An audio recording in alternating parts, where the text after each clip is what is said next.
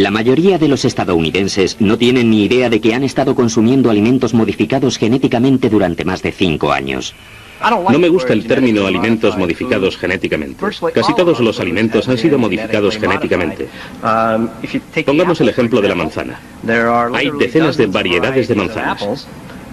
¿Cómo se han obtenido todas estas variedades? Modificando la manzana por medio del cultivo tradicional.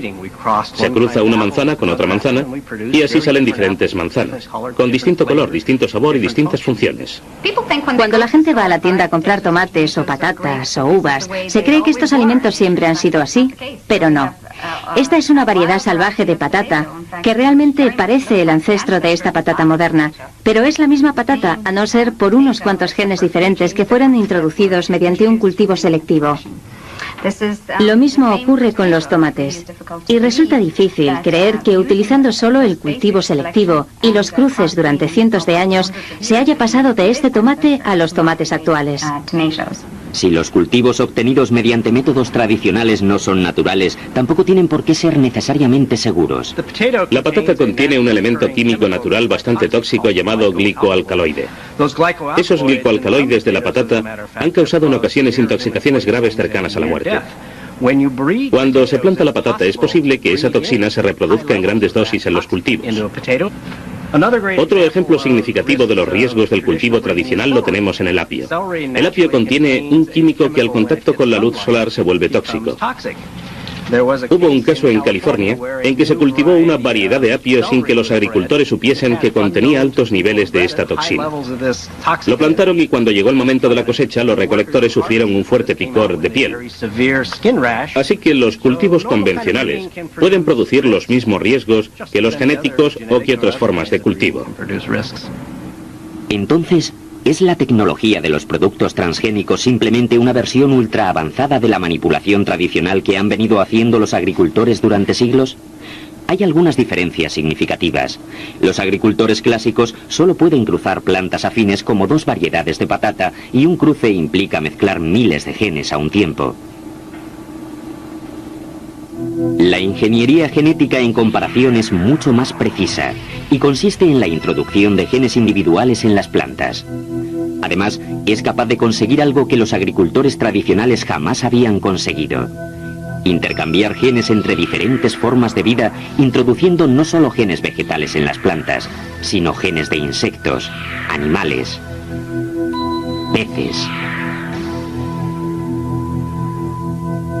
Los grupos ecologistas todavía no se han pronunciado sobre el tema, con excepción de Jeremy Rifkin, un crítico de la biotecnología.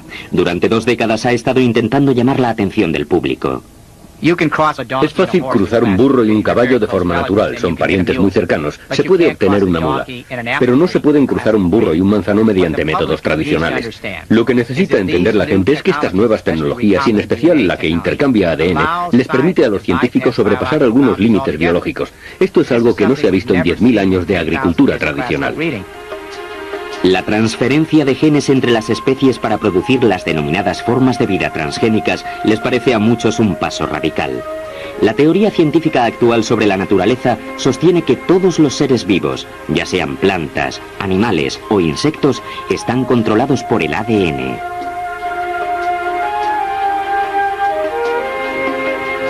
Todos se basan en miles de genes diminutos que controlan el crecimiento de las cosas.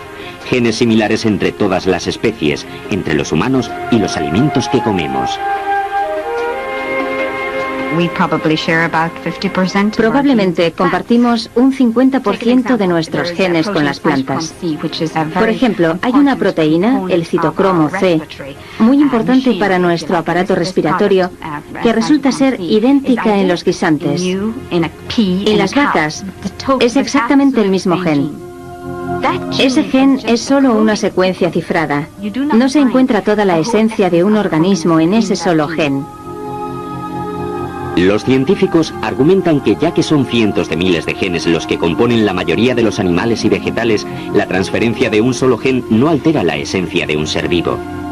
Un tomate con, por ejemplo, el gen de una vitamina porcina sigue siendo simplemente un tomate. Pero, ¿cómo se introducen los genes en las plantas? Los científicos del centro de Cornell han inventado un método un poco rudimentario pero eficaz, denominado pistola de genes. La munición son genes. El objetivo, una planta. El disparo es accionado mediante gas comprimido. Ampliado muchas veces, el proceso funciona así. Primero se hacen miles de copias del gen vírico deseado. A continuación se mezclan con diminutas bolas de tungsteno a las que se adhieren los genes. Cuando se disparan las bolas, los genes son transportados hasta las hojas. Cuando las bolas atraviesan la planta, algunos genes se insertan en algunas de las células. Estas células transformadas pueden reproducirse en cultivos para convertirse en nuevas plantas, plantas transgénicas. La nueva ciencia de la biotecnología agrícola ha llamado la atención de grandes empresas. Monsanto, una empresa de agroquímicos, se percató de que la biotecnología podía ofrecerle una vía para abandonar el negocio de pesticidas que producía cada vez menos beneficios. El desarrollo de nuevos pesticidas había dejado de ser una oportunidad de negocio viable. Y desde el punto de vista ecológico tampoco tenía mucho sentido. Así que dejamos de invertir en químicos y dirigimos nuestra atención hacia la biotecnología. Monsanto contrató a cientos de investigadores para comenzar a construir una nueva industria. Los primeros productos iban dirigidos a sus clientes habituales, los mismos agricultores que les habían comprado herbicidas, pesticidas y fertilizantes. Agricultores como Gerald Tambelson, que cultiva en el sur de Minnesota. El 85% de los alimentos que comemos procede de cultivos extensivos como este. Sobre 1.100 hectáreas de terreno, Gerald Tambelson cultiva solo dos productos, maíz y soja.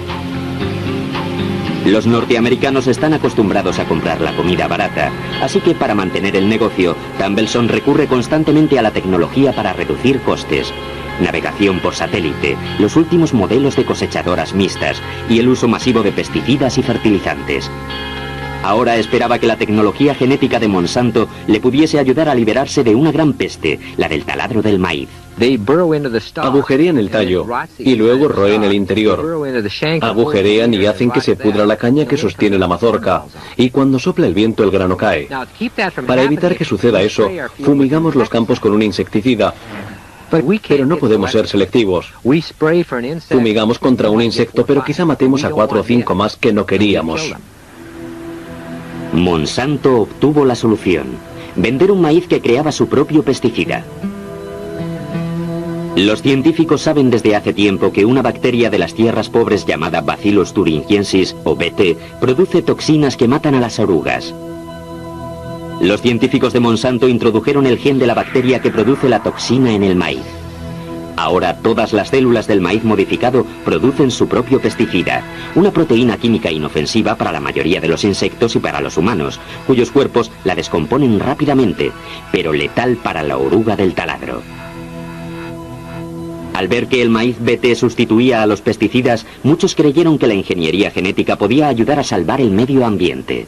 Es necesario haber estado aquí para saber lo que ocurre después de haber fumigado con un insecticida. Nos ponemos guantes de piel y monos de trabajo para que no nos afecte. No es nada divertido. Me da miedo hasta imaginármelo. No quiero ni verlo en la cabaña donde guardo las máquinas cuando andan mis nietos por aquí. Eso es el tipo de cosas que no tenemos que soportar con el maíz BT. La soja, también modificada genéticamente para conseguir cultivos sin tanto herbicida, fue recibida junto al maíz BT con gran entusiasmo. En un par de años la mayoría de la soja y el algodón y una tercera parte del maíz habían sido modificados genéticamente. Este terreno va a producir una cantidad de plantas como no nos habíamos imaginado que conseguiríamos en 10 o 15 años. Hasta tengo envidia de mis hijos porque van a comenzar en un momento que para mí es muy importante.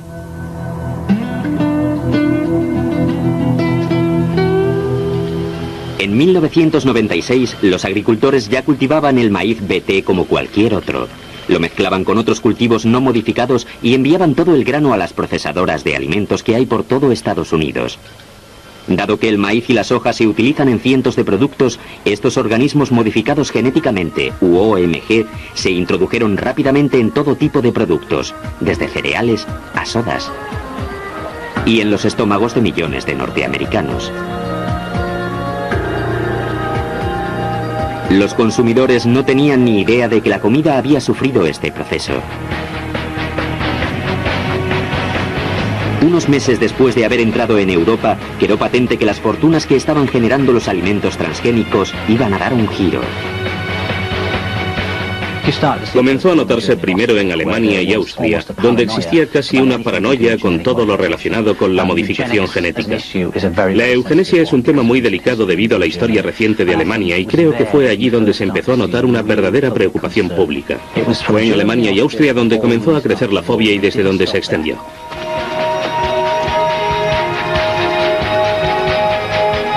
Los grupos ecologistas como Greenpeace Internacional se manifestaron en un país tras otro. Llegaron incluso a verter soja transgénica frente a la residencia del primer ministro británico. La gente está empezando a mostrarse bastante escéptica ante la capacidad de las pruebas científicas para decirnos todo lo que necesitamos saber sobre innovaciones potencialmente irreversibles. Y la ingeniería genética parece haber traspasado esa frontera de lo que podemos saber y debemos hacer. Los agricultores vieron cómo sus cultivos eran destruidos. Las marcas de las empresas alimentarias fueron atacadas. Los supermercados se vieron obligados a retirar los productos transgénicos de sus estanterías. Se generó un amplio movimiento popular de gente enfadada por no haber sido consultada sobre la introducción de los alimentos transgénicos. No hay ningún beneficio para los consumidores europeos y evidentemente hay riesgos, así que es muy lógico que si compras algo que no aporta beneficios, sino riesgos, te opongas a ese producto. Por el momento todos los beneficios son para los agricultores norteamericanos y supongo que eso no se aprecia en Europa. Mientras aumentaban las manifestaciones en contra, la Unión Europea votó una prohibición. No se comercializaría ningún producto modificado genéticamente hasta nuevo aviso, y todos los productos transgénicos importados tendrían que estar etiquetados. El aumento de la oposición en Europa parecía cuestionar todo el futuro de los alimentos transgénicos. Un aspecto que puede subyacer a esta preocupación es que los transgénicos quizá no estén demasiado bien, pues van contra la voluntad de Dios. Es una manipulación del orden natural de las cosas, que atenta casi contra el sentimiento religioso. ¿Qué garantías tenemos de que podemos comer estos productos transgénicos sin miedo?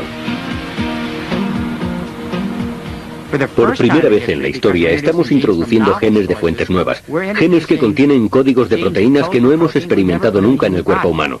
Estoy seguro de que muchos de ellos serán seguros, pero si la mayoría de ellos son seguros, no se sabe.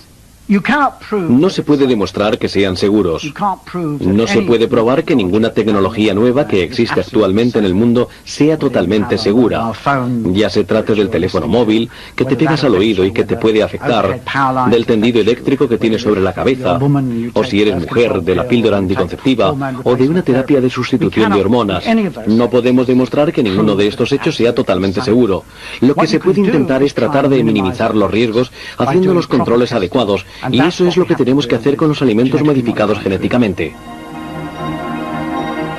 Los nuevos cultivos pasan un control de toxicidad consistente en alimentar a los ratones con proteínas creadas genéticamente en dosis 1000 veces mayores que las que recibirían los humanos.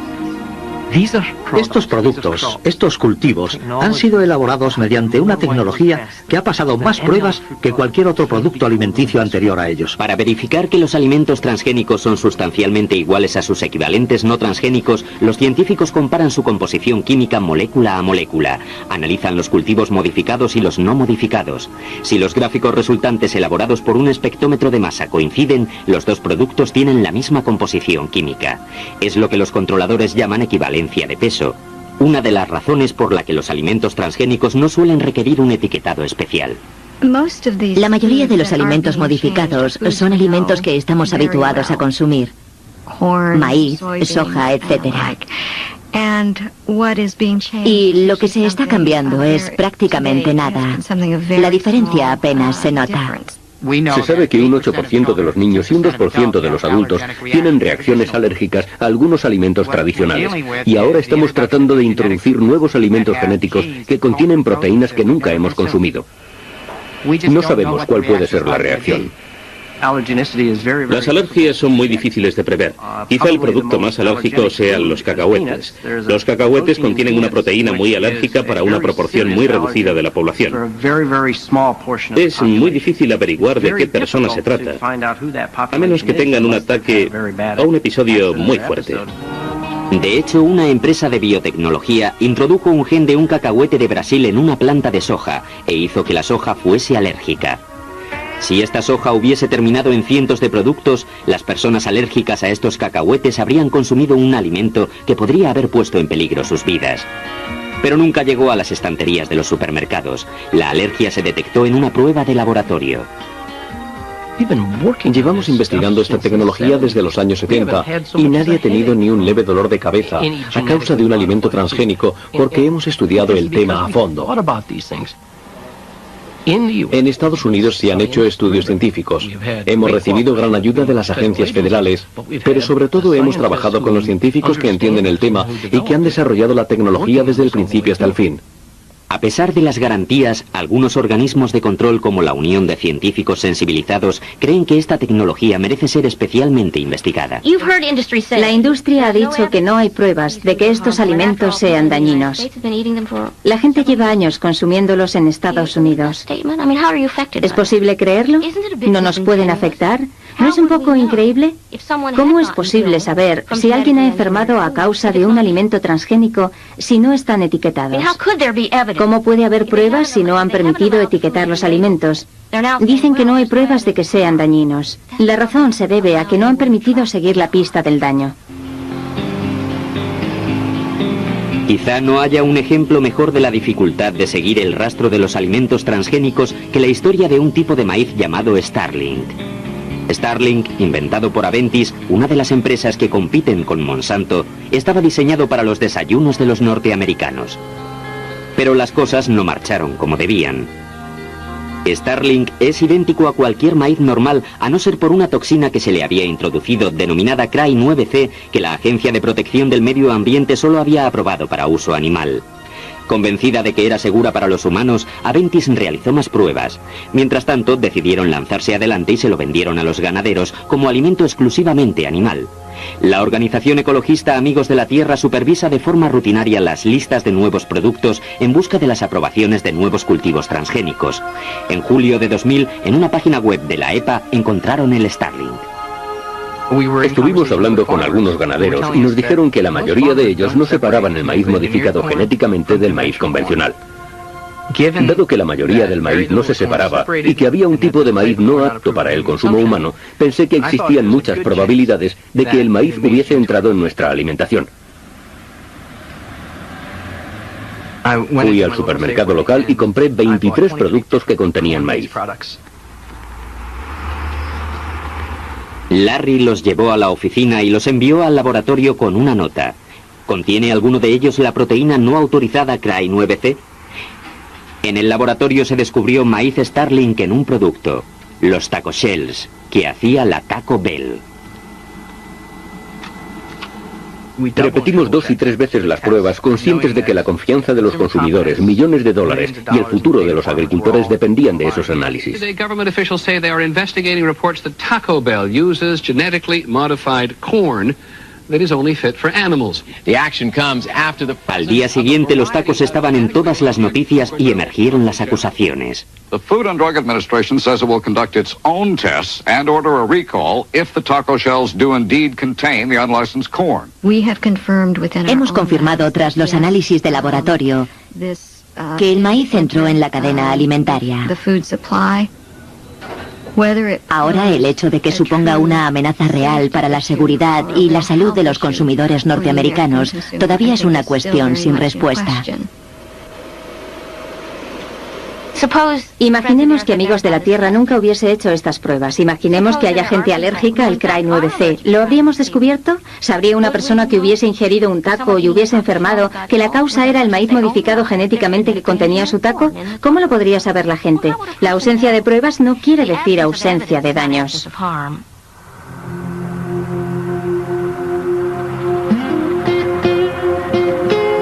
Pero ¿cómo llegó el maíz destinado al uso animal a los estómagos de los norteamericanos? Aventis cometió un gran error al asumir que los miles de personas que tomaban miles de decisiones al día en sus plantaciones iban a separar el maíz Starling del maíz convencional. Los días de cosecha duran 14 horas. Los agricultores trabajan hasta bien entrada la noche y tienen que aguantar mucha presión. Los precios de los productos agrícolas son muy bajos. Hay incluso quien quiere introducir el maíz Starling en la cadena alimentaria para obtener un precio más alto. Hay tantas razones por las que el maíz Starling podría entrar en la cadena alimentaria que no conviene correr el riesgo. Con un coste de 500 millones de dólares, Aventis ha retirado finalmente el maíz Starling del mercado, pero después de que se hubiese comercializado por todo el mundo. Se ha encontrado maíz Starling en una levadura de Japón. Se ha encontrado en Corea, en el Reino Unido y en Dinamarca. Así que la contaminación está por todo el mundo.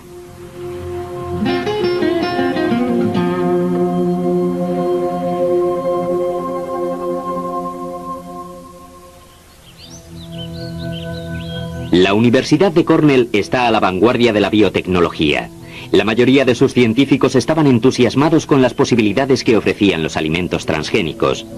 Pero en 1999 la controversia se adueñó del campus. Todos los años la mariposa monarca hace un largo viaje de ida y vuelta hasta México. De vuelta a casa para reponerse, pone sus huevos sobre los algodoncillos, pues las hojas del algodoncillo son el único alimento de las orugas monarca.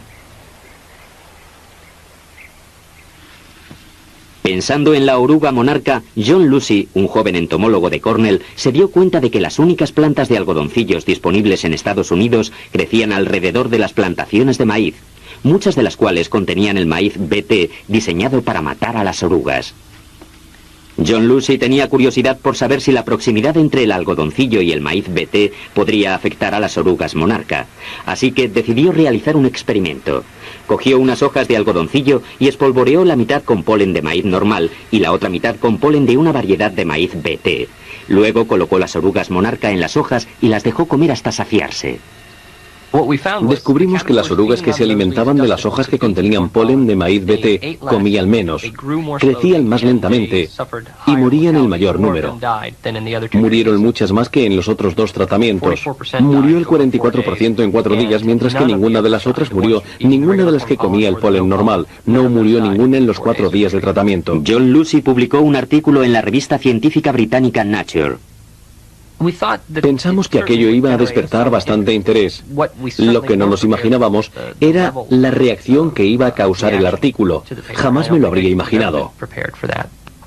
Fue la primera vez que la gente se imaginó las consecuencias que podía acarrear la ingeniería genética, cuando vieron el ejemplo de esta mariposa, tan habitual entre ellos, y con la que la mayoría de los norteamericanos estaban familiarizados.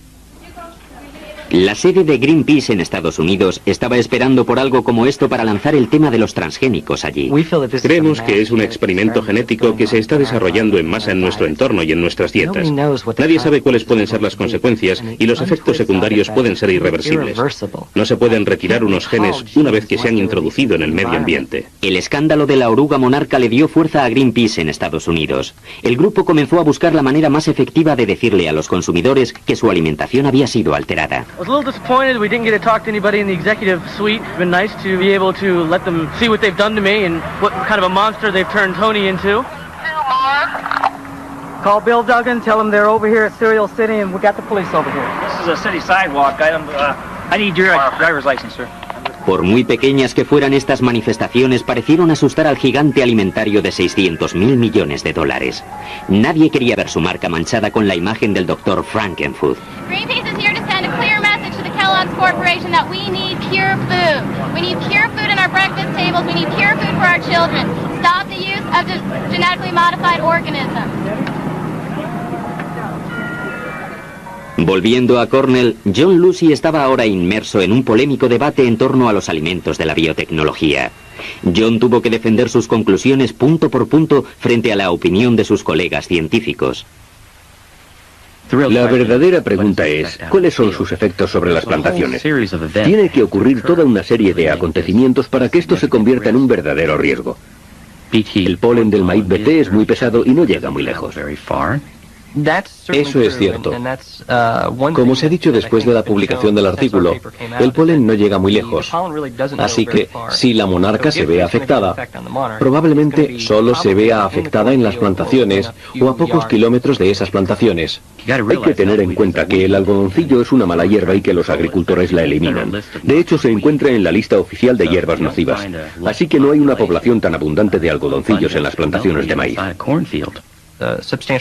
Cualquier proporción de algodoncillos que exista en cualquier parte tiene que estar en los campos de maíz. Así que la teoría de que no están en las plantaciones no es cierta. El sistema cometió un pequeño error al no realizar pruebas con las mariposas a las que no iba dirigido el ataque. Se tenían que haber recogido más datos. Pero las empresas de biotecnología replicaron que la prensa no había tenido en cuenta el factor más importante, que el polen BT es mucho menos dañino que los métodos tradicionales de controlar las plagas del taladro. Como la fumigación extensiva con pesticidas químicos, que no solo mata a las orugas, sino a cualquier insecto de la plantación, incluyendo a las mariposas monarca. Si se prohíben los cultivos del tipo del maíz BT, entonces aumentará el uso de pesticidas, que son sin duda perjudiciales.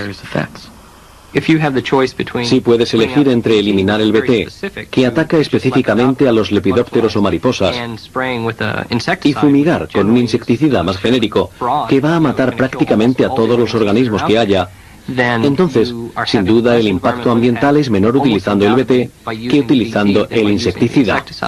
Ya se trate del maíz o del algodón, las empresas de biotecnología han intentado dar una imagen de los cultivos transgénicos como altamente beneficiosos para el medio ambiente. El algodón BT ha sido toda una revolución para el control de insectos en los cultivos. Normalmente, los cultivos se fumigan entre 8 y 10 veces con insecticida que se fumiga normalmente sobre la plantación. Actualmente, los cultivos de algodón crecen con solo 1 o 2 aplicaciones. El algodón es el número 1 mundial en uso de pesticidas. Es irónico que pensemos en el algodón como una fibra natural y que no comprendamos que es uno de los mayores contaminantes del medio ambiente. El algodón BT nos proporciona una oportunidad de reducir la cantidad de pesticidas que fumigamos sobre nuestros cultivos y que no solo tienen consecuencias para el medio ambiente, sino para las personas que tienen que manipular estos pesticidas y fumigar los campos. Nos tenemos que dar cuenta de que las grandes empresas de biotecnología fueron en origen empresas agroquímicas que hacían pesticidas y todavía lo son. La razón por la que se apuntaron a la biotecnología es porque previeron el final del mercado de pesticidas. Evidentemente, si este es el argumento, es mejor que el uso de pesticidas sintéticos, pero no creo que lo sea. No creo que sea mejor sustituir una tecnología perjudicial para el medio ambiente por otra tecnología perjudicial para el medio ambiente. Creo que hay mucha gente que piensa que no estamos cultivando de la manera correcta, que no estamos produciendo alimentos de la manera correcta en este país.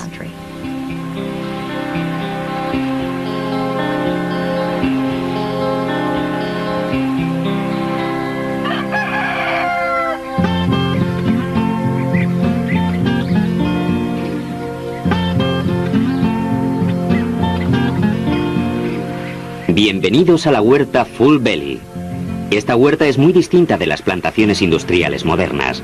En vez de 2 cultivos, Paul Muller, un agricultor de California, cultiva 70 variedades en tan solo 80 hectáreas. Todos los cultivos son biológicos. Aquí tenemos una de nuestras plantaciones de otoño. No es un terreno muy grande, solo mide algo más de 2 hectáreas. Aquí cultivamos cantidad de productos. Todos los otoños recogemos para vender brócoli, calabazas y coles de distintos tipos, vegetales que aguantan el invierno. Aquí tenemos remolacha y lombarda, y aquí lechugas, cebollas, remolacha azucarera y vegetales de este tipo. En vez de herbicidas, Muller se vale de las ovejas para quitar las malas hierbas. No utiliza fertilizantes químicos, sino compost. La agricultura no es un proceso natural, todo lo contrario. Así que intentamos minimizar los daños y maximizar los beneficios para el sistema durante todo el proceso. Y por eso creo que algunas de estas herramientas son mejores que los fertilizantes químicos. Pero hay un producto que Muller utiliza de vez en cuando para controlar las plagas. Algo que le ha hecho volverse en contra de la industria de la biotecnología. El pesticida orgánico conocido como BT.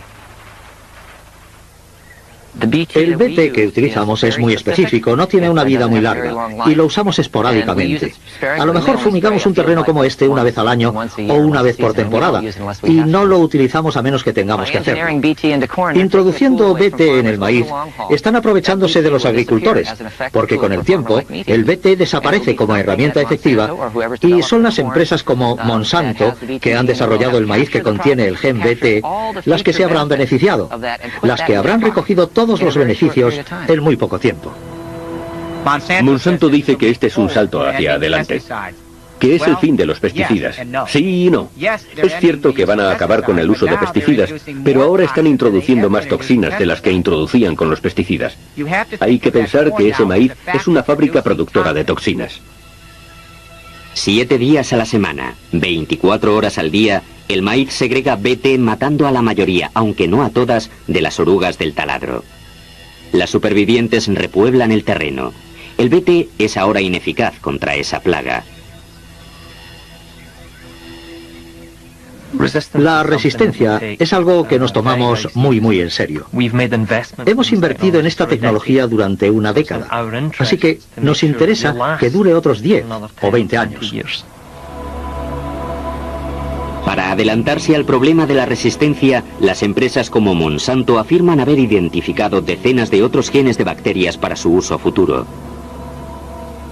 La industria de alimentos biológicos se enorgullece de ser limpia, pero la contaminación con el polen transgénico hace difícil garantizar que sus alimentos realmente no hayan sufrido modificaciones genéticas. La industria de la biotecnología sabe que sus cultivos contaminarán los cultivos vecinos. Saben que será imposible que los agricultores biológicos les garanticen a sus clientes alimentos libres por completo de cualquier alteración genética. Müller cree que toda la agricultura basada en la tecnología es un error. Admite que la comida sale barata, pero a expensas del medio ambiente y del agricultor norteamericano. Ha habido un exceso de producción durante años. Los precios han bajado. La única respuesta de los agricultores ha sido cultivar más a esos precios. Pero si todo el mundo hace lo mismo, todo el mundo produce más, el precio cae todavía más y entonces se busca otra tecnología que te permita producir más. Así que es como el pez que se muerde la cola. Me gustaría ver más huertas biológicas. Me gustaría que toda la agricultura fuese biológica. Este movimiento ecologista es ridículo. Los que quieran plantar cultivos biológicos, adelante, que Dios les ayude. Que gasten más dinero en sus productos, pero si consideramos el mundo en general, esto es imposible. Norman Borlaug ha ganado el premio Nobel por su trabajo sobre la Revolución Verde. Utilizó la agricultura a base de químicos y la genética de los cultivos para salvar a algunas zonas del mundo subdesarrollado del hambre. La mayoría de la gente que se opone a la biotecnología no ha conocido el hambre. Esta gente dice que el pequeño agricultor debería aceptar que va a permanecer en esa hectárea de terreno con una azada y un machete. Eso está bien, en utopía. Pero no pretendas que la gente se crea la falsa idea de que puede producir la comida necesaria para 6.000 millones de personas.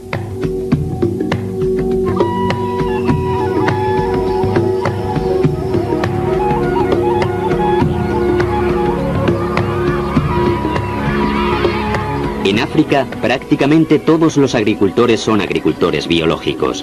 Aquí lo llaman agricultura de subsistencia. Expuestos a las veleidades del tiempo, arruinados por las plagas anuales y la pobreza de la tierra, y demasiado pobres para comprar fertilizantes y pesticidas, a la mayoría apenas le llega para alimentar a sus familias. Este agricultor cultiva la batata, un alimento básico, pero que sufre constantemente el ataque de los gorgojos y del virus del moteado plumoso. Este es un síntoma típico del virus del moteado plumoso. Este cancro y la reducción del tamaño. Así que es una batata de mala calidad. Este no es el color de la batata. El color normal debería ser este. El color ha desaparecido a causa de la enfermedad. ¿Cuánto mide? ¿1 hectárea? Tiene 2 hectáreas. De aquí debería sacar quizá 4 veces lo que obtiene ahora. Los métodos de cultivo tradicionales han impedido por ahora que el virus acabe con todas las plantaciones de batata. Pero este tipo de agricultura de subsistencia no puede sacar a los kenianos de la pobreza o alimentar a su creciente población.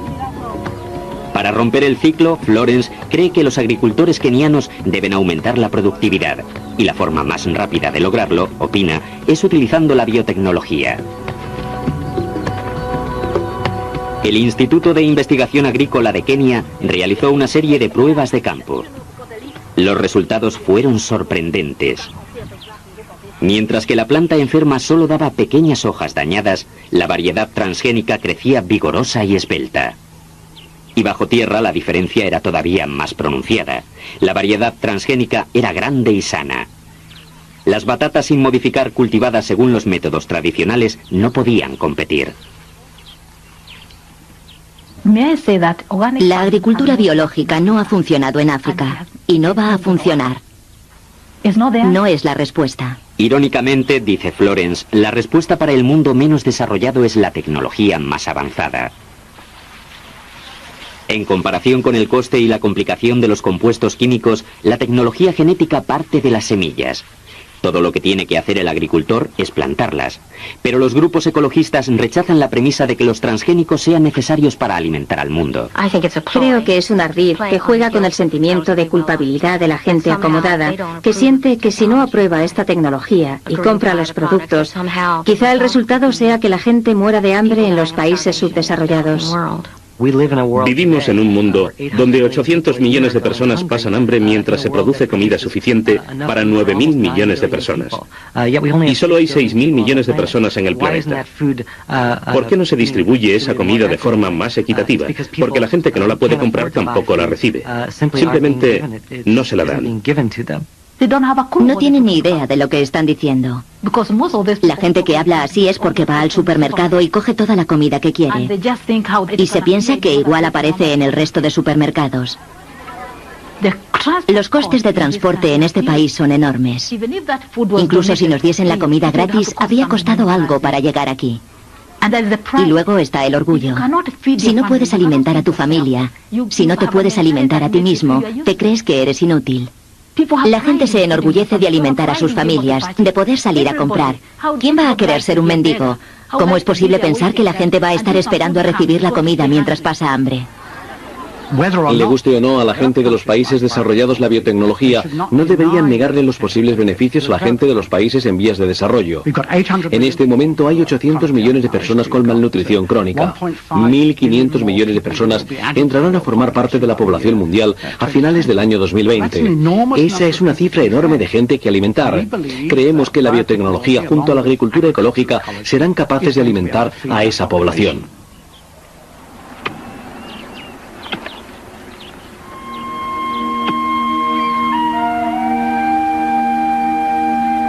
En la isla de Prince Edward, en Canadá, los pescadores preparan sus redes para salir a pescar como han venido haciendo durante décadas. Pero este tipo de pesca está desapareciendo. Cada vez se produce más pescado en las piscifactorías, donde la reproducción y mantenimiento se asemeja al del ganado. Este salmón podría ser el primer pescado transgénico que aparezca en las tiendas. Elion Entis, el presidente de la piscifactoría Aqua Bounty Farms, la empresa que lo ha inventado, cree que estamos a las puertas de una revolución en la acuicultura. Para mantener el consumo actual de pescado por persona, tendremos que aumentar la producción acuícola 7 veces. Y eso significa un aumento enorme en el número de peces para el consumo que tenemos que criar. Estos salmones han sufrido una transformación genética que les hace alcanzar un tamaño 4 veces superior al de un salmón normal. A la espera de una aprobación oficial, Aqua Bounty Farms los cría en tanques en una instalación segura. El salmón atlántico normal no crece en invierno. Al salmón transgénico, sin embargo, se le ha injertado un gen de otro pescado, la babosa vivípara americana, que activa una hormona del crecimiento y hace que el salmón continúe creciendo en el invierno. 2.87 kilograms, non-transgenic Atlantic salmon. Los salmones transgénicos no crecen más, pero alcanzan la talla máxima en una cuarta parte del tiempo que los otros. 7.25 kilograms, transgenic Atlantic salmon. 80.2 centimeters. Aqua Bounty Farms quiere convertirse en el Monsanto del mar. Seremos algo así como los proveedores de semillas de otras industrias. Esperamos construir un criadero o varios criaderos para producir huevos y luego se los venderemos a los acuicultores para que los utilicen para producir su pescado de mayor tamaño. Pero a un científico le preocupaba lo que podría ocurrir si por accidente uno de estos salmones que tan rápido crecían escapaba al mar. Es evidente que tendría una clara ventaja para aparearse. El tamaño importa. Los machos más grandes son los que prefieren las hembras. Los peces un 25% más grandes tendrán 4 veces más apareamientos que los peces de tamaño normal. La teoría que subyace a todo esto se denomina hipótesis de los buenos genes. Si un macho es más grande, debe de ser una garantía para obtener recursos. Debe de ser capaz de encontrar comida y de evitar a los depredadores. Así que portan los buenos genes que lo hacen un padre mejor. Pero, ¿son realmente los peces transgénicos de crecimiento rápido mejores padres? Los peces escapados tendrían que competir con los peces salvajes para encontrar comida, evitar a los depredadores y producir una descendencia con futuro. William Muir decidió investigar este misterio de la ecología modificando la genética de un pez de laboratorio llamado Medaka para hacerlo crecer más rápido. Luego desarrolló un modelo por ordenador que imitase lo que ocurriría si este pez de crecimiento rápido se mezclase con la población salvaje. Estuve trabajando en casa hasta la noche intentando reunir todos estos parámetros en un modelo matemático que explicase todo. Y cuando quise comprobar el éxito de los apareamientos, el ordenador falló. Entonces pensé, Dios mío, tiene que haber algún error en el programa. Así que empecé a mirar todos los valores uno a uno, y lo que sucedía es que el tamaño de la población tendía al cero. El pez transgénico de crecimiento rápido conseguía todos los apareamientos, pero pocos alevines transgénicos sobrevivían. Era la receta para un desastre ecológico. Se da una situación en la que los individuos menos aptos obtienen todos los apareamientos, pero producen una descendencia muy pequeña. Así que gradualmente, a lo largo de 20 o 30 generaciones, la población podría extinguirse. Si el salmón de Aqua Bounty Farms se escapase y su comportamiento fuese como el de los medakas, eso podría originar una catástrofe. Por el momento, los salmones modificados genéticamente están controlados en tanques de pescado situados tierra adentro. Pero Aqua Bounty Farms quiere un permiso para criar el pescado transgénico en cercos de red costeros. Todos los años, millones de peces escapan de estos cercos al mar abierto, pero Aqua Bounty Farms afirma haberse anticipado a esto. No podemos garantizar que ni un solo pez escape del cerco. Es imposible, pero podemos garantizar con un alto nivel de seguridad que casi todos los peces serán estériles. Y podemos garantizar sin ninguna duda que el 100% de los peces serán hembras. Ambos factores limitan bastante su capacidad para cruzarse con los otros salmones. Pero a pesar de estas salvaguardas, William Muir afirma que debemos mantener la precaución. Lo peor que puede ocurrir es que un salmón transgénico se escape del cerco y resulte ser fértil. En teoría es posible que un solo pez logre su objetivo. No es muy probable, pero a medida que aumentan los cercos y las fugas de los peces, las probabilidades aumentan.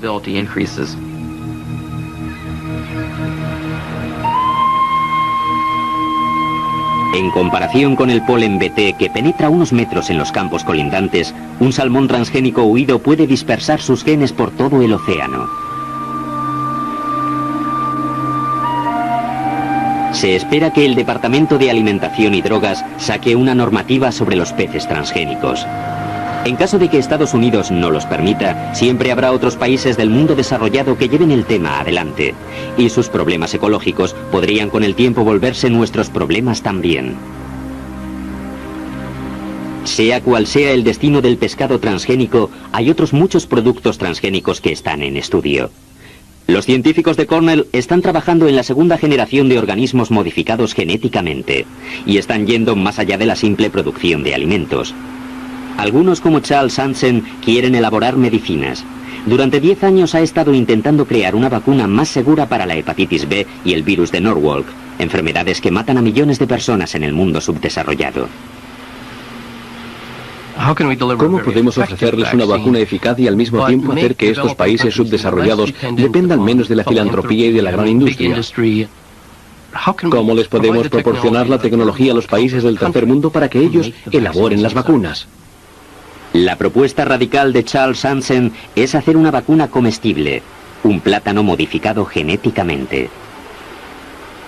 No me imagino un plátano medicinal al que acuda una romería de gente del pueblo a coger un plátano cada vez que quiera.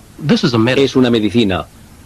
Me imagino algo así como los potitos de los niños, un puré que se puede envasar en cientos de miles de pequeños tarros de papilla de plátano para bebés, donde cada potito se puede analizar y se puede comprobar que la dosis es uniforme, que está libre de cualquier tipo de toxina bacteriológica o de lo que sea.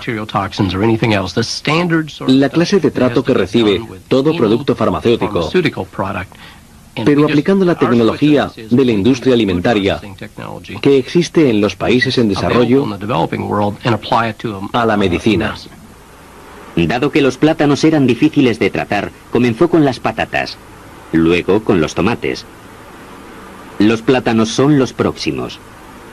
Si todo marcha bien, Hansen espera tener la aprobación de una vacuna comestible en 6 años. Quizá la biotecnología se encuentre en su infancia, pero según el doctor Kela Sandonaikus, es evidente que producirá la transformación de muchas industrias, desde la farmacéutica hasta la de materiales sintéticos. Al igual que la aviación y los ordenadores con anterioridad, la biotecnología tiene el potencial de cambiar el mundo. La biotecnología se parece mucho a la informática. Es una gran tecnología con amplias aplicaciones. La agricultura y la alimentación son solo una de sus aplicaciones. La farmacéutica, el procesamiento de los desechos, la ingeniería forestal, la cosmética, la energía, etc. El potencial es tan grande que es difícil rechazarlo. Nadie lo rechaza. La perspectiva de que la biotecnología domine el comercio del siglo XXI no ha pasado desapercibida en Europa. En febrero de 2001, la Unión Europea dio un giro radical en su postura al votar el fin de la prohibición de los cultivos transgénicos. En su lugar, instauró un riguroso sistema para regular, etiquetar y reconocer los transgénicos. Algunos políticos europeos, como David Bowe, creen que Greenpeace no tendrá el apoyo suficiente para anularla. Algunas de las campañas que está llevando a cabo Greenpeace han perdido ímpetu. Mucha gente estará de acuerdo en que solo funcionan una vez. Después, cuando gritas otra vez "el lobo", todo el mundo te ignora. Y creo que eso es lo que está sucediendo con algunas campañas de Greenpeace. Creo que mientras seamos firmes en nuestras normativas y las hagamos en interés del público, obtendremos la aceptación de los productos transgénicos en el mercado, ya se trate de alimentos, productos farmacéuticos o cualquier otra aplicación que se descubra.